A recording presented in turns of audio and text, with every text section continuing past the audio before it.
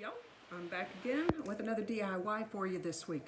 So we're going to make camping spray today. That's the safe term to use. I call it Bug Be Gone because I'm going to just spray it all over me.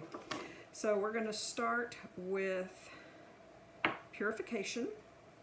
I'm going to do 5 drops of Purification.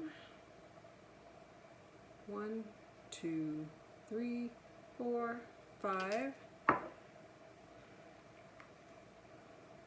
4 drops of Thieves. 1, 2, 3, 4. Okay, and I forgot my peppermint. So let's grab my peppermint. And here we go with 4 drops. 1, 2, 3, 4. And critters do not like peppermint. So if you have a storage unit or your garage or anything, or even your windowsills where you think bugs may be coming in, put like a peppermint on a cotton ball. Or what we did for our storage when we were selling wine barrels is I would make a giant spray bottle of it and spray everything, because rodents and critters do not like peppermint. Now, witch hazel, I'm going to need an ounce of that. And I'll post these for you after I do the session.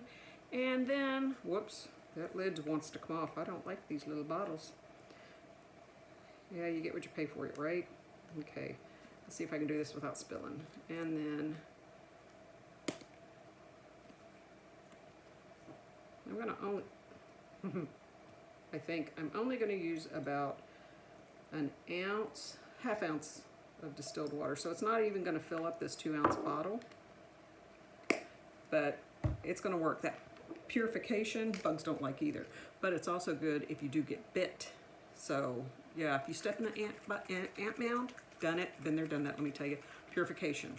And then after the Purification, put lavender. And there you have it. Put your label on there. I'm calling it camping spray. It would have to be glamping for me, I don't camp. And there you have it.